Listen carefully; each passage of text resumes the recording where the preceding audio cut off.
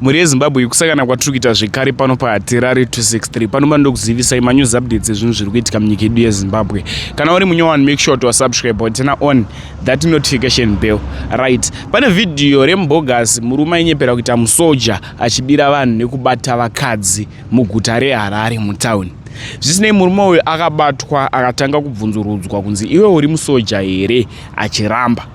Video iyi rane time but vazhinji havasati variona, ende vanhu ndazoona mucomment section chaitoti posted this video mabogazi ariko semapurisa enhema efake ariko.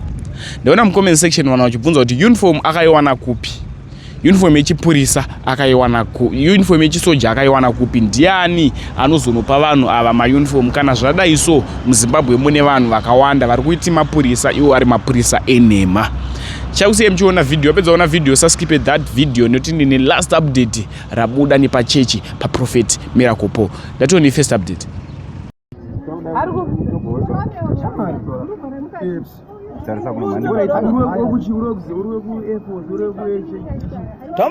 Atoziva kushandira kwacho azive first number anzi muri mabogas ndimi mabogas ngakadiraita kubata bogas isu kuti kubata izvo tara nguwai buri kwaombe iri kuna musoja akadaro munhu anojamba jurawo munhu yakaenda iye afana hapana kwandinda hapana kwandinda chigara pasi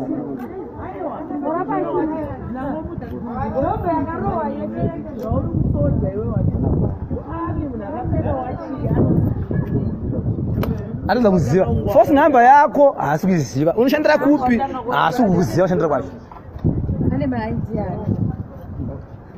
Mune zvimaparticulars vanhu vakasiyana siyana, zvimakadhi vanhu vakasiyana, mabank cards, zvimachiro vanhu vakasiyana siyana. Ndutaura naye ndikubvunza kuti unoshandira kupi uramba uchiti kutaura kutaura.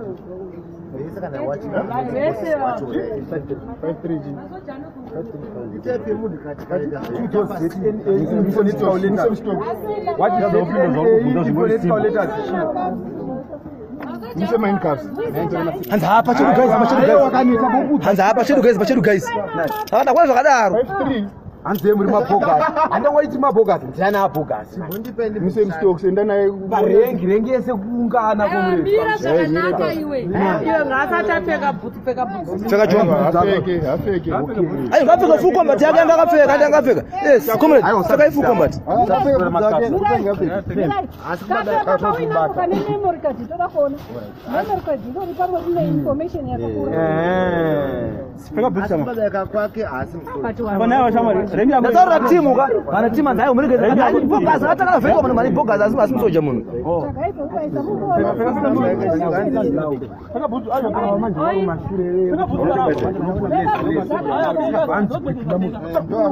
Pfeka combat shoe yako yese. Atorwisa zvinda kwambato lechi kupfacha singakati aunisukusiya kusvikatana newe. First number zake first number hapana ndinozikanwa.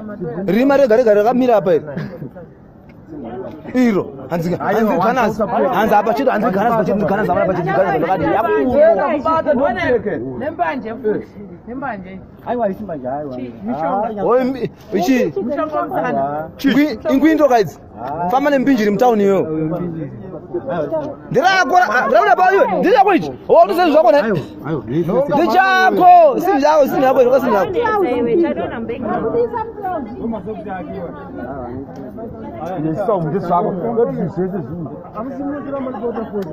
ramba kupfacha pa aiwa meboreni Jason moyo na mbuyani handi ndipangari papa hakuna airforce kada izo hasi musoja munhu akapfeka Gideon rechi amon wakuna uri kwenda kupi ko vanauya nawo ndianani kwe iwo waida inde pa information yakawandisa angaida kuti ona mukamu katu true zvakanzini handikupa mari yako man ndikupa mari yako kuda ndakati ndina mari yako hanze iwe mukati pa every rank wanenge waripo ndio baringi information yacho baba mimi information yakakura munhu ifoni yako ere ione phone ere aiwa memory card rariri information tikuti pamwe something ndei sojere Pane chakupindura ere? Pane chakupindura ere?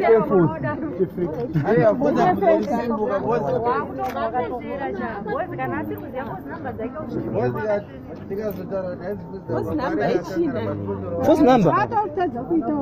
Kwambotudza. Momira.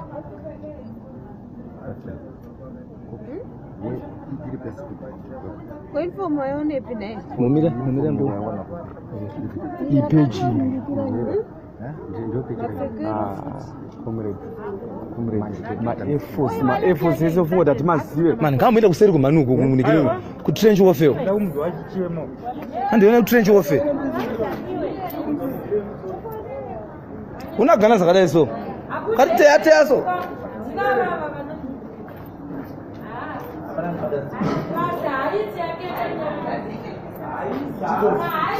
Charlie. Sasa kuna shaman. Shaman sasa kwanza nini? Sasa kwanza nini? Unizani? Tuweze bonde. Unogara? Mebori mbapi? Alright, shaman ndakubasirika na chef abandika. Taura nini? Uri musoja ere? Siwe. Ndakubasirika na chef na ba. Wanazona wale kwesa. Uri musoja ere yo. Tara chokwadi chako bhozi bachasoka mapena uvetwa ne uri musojeri. Uri musojeri chokwadi? Uyaka uyimenwe pashe. Ndirakutsira kubatsira. Mane sasa toba yapana pesa. Ndati uri musojeri. Watana mwedzi mungana? Kopi. Force number yoti. Ayi watatu kubatsira. Besa kubatsira ne kubatsira isa. Ini ndinda kuti kubatsirwa andi. Force number yakweni tikudiwo.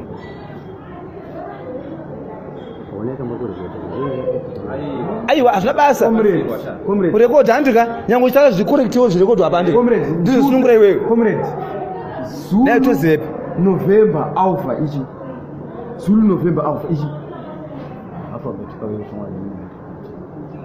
saka usimzoja right ndosa meze mati meme vhudwe kama toita mame imo meme page atoya futi right comrade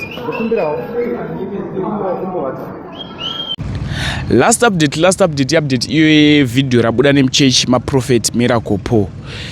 Pane munhu anga achibatsirwa muchechi maProphet Miracle Paul. Zvandichaita ndichakusiyai muchiona video. Pedza kuona video otaura zvinofika comment section. Inside rari ndafunga kusiyai. Sara zvekare munguva inotevera. Much love. Makadiwa sikana. Sipo yedu ti makadiyo. I was standing behind you few moments ago. Then I saw people digging a grave. Ndakanda kamera kumashure kwenyu panguva digira fura iyi. Ndaona vanhu vachichera guva. I pulled backwards. Dzoka kumashure mshana. Then I saw you taking a lot of herbs, tablets. Zvinodaona imi muchimwa mushonga yakasiyana siyana yakawanda chaizvo nemapiritsi. And it linked to my vision. Zvabva zvabatana nechiratidzo chandaratidzwa naMwari. What is happening in your life, beloved daughter? Chii chiri kuitika muupenyu hwenyu mwanangu? Kuita dambudziko rekupera mwiri. Ndakamboenda kuchipatara ndikamboedza kutestwa ndikaita sezvimwe zvirwere zvikashayikwa ndikapuwa mapiritsi ekuti ndiwedzere ropa ndikazama ndane makore 2 nanhasi hapana chiri kuchinja. Prophet, I'm here so that you can help me. I've been to doctors, to a lot of places to try and get some help.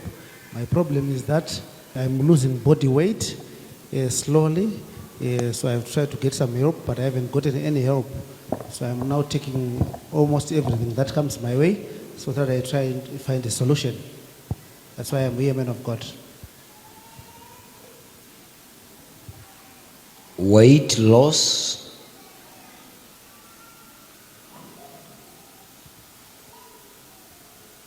taking herbs. I don't know how effective are they, but I wouldn't encourage you to do so. Zvekupera miri nekumwa mishonga yechivanhu handisi kuona zvinhu zvitonge zvinofambirana uye handingakukurudzirei kuti munge muchizviita. You need to act very fast in spirit, because as I am speaking, it's spiritual. Izvi hazvisingori zvega izvi spiritual. I'm afraid that you shall collapse. Ndakutotyira kuti panapa muchangorika namadonha. This is spiritual. Izvi zvakuda mweya izvi. This is witchcraft which is sucking your blood. Ropa renyu riri kupera iri. Pane It's being sucked. Riri kunwiwa. You cannot see it with naked eyes. Hamungazviona namaziso enyama. This is witchcraft. Kundo kunonzi kuroyiwa manje. So at the end you just collapse. Kumagumo kwazvo kungodonha. You have to turn to God and pray. Pada kucheukira kuna Mwari titendeuke tinamate. In Rusape, the word of God is saying to me the voice. Anzi paita Rusape panapa. There is someone in Rusape Pane munhu ari kwaRusape. who was once a prominent businessman. Munhu yakamboita mukurumbira chaizvo nemabhizimisi aya. And he lost everything. Asi zvakazongoparara zvese. Now he went back to witch doctors. Apa akadzokera zvekare kun'anga dzake. Now he wanted to reform the business. Ada kusimudzira bhizimisi rake. So your blood Saka ropa renyu imimi is the one that is needed for the business to ndo riri kudiwa kuti bhizimisi run risimukire. again. Rimhanye zvekare bhizinesi iri. Who is in Rusape? Ndianiko ari kwaRusape uko? Ari kwaRusape ndi baba. It's my father who is in Rusape. So your father was once a prominent businessman in Rusape. Baba wenyu akamboita mabhizimisi akanetsa chaizvo maRusape umo. This was not a clean business. Zvanga zvisina kuchena izvi. Somebody passed away. Pane akatofa kuti basa rifambe. So today he is looking to sacrifice you. Apa akuda kuchichekeresa imimi manje. So it's being sucked the blood, being sucked the blood, being sucked. So what I'm doing today is I'm directing you to Jesus. Nasi ndada kuti mucheukire kuna Jesu. If you can give your life and pray to God, God will save you. Mukanamata aiwa Mwari unokukundisai. If you turn to God, you are protected forever. Mukatendeukira kuna Jesu. If you choose the other way, it will come again to suck you. Mukazongochinja chete pfungwa dzenyu mukada kuita zvimwe aya chodzoka futi chiya. Come here. Uyai panapa. Ngativanamatirei. Ndinonamata muzita renyu Ishe Jesu Kristu. Kusvetwa ropa nezvikwambo ngakuparadzwe nhasi. Kusvetwa ropa nemweya yezvikwambo ngakukundwe nhasi. Iyo mweya yese yezvikwambo inomusveta ropa inobva kwaRusape, nhasi toda kuti zvishaye basa nemuzita renyu Jesu. Muchengetedzei Mwari. Zita renyu rakarurama roga Jesu tinoritaura paupenyu hwake. Tinokumbirawo chiratidzo kuti muoneke henyu kuti muri Mwari. Ndinoziziva kuti muri Mwari wamasimba Ishe wokudenga. Mumuropafadze nokusingaperi. Amen. Hama dzose dziri kurasa weight. Simukai ndinamate anyone who is having weight loss and they don't know why. We want to pray for you. Wese ari kurasikirwa weight yake zvaasiri kunzwisisa kana zvaasiri kuda, nawo ndimunyengeterere. Tinonamata muzita renyu Ishe Jesu Kristu Mwari wamasimba. Hama idzi vakomborerei kuti zvavanodya zvese zvigovaka muviri wavo nezvavanonwa zvigovabatsira kuvaka muviri. Kana kurasikirwa neweight kuri kune chekuita namabasa aSatani, nhasi ngaakundwe. Madzombiro anonanzva ropa nekushandisa vanhu nekutora ropa ravanhu, kana arivo achitadzisa vatendi ava kuenda mberi, nhasi ndinotaura zita rako Jesu muponesi.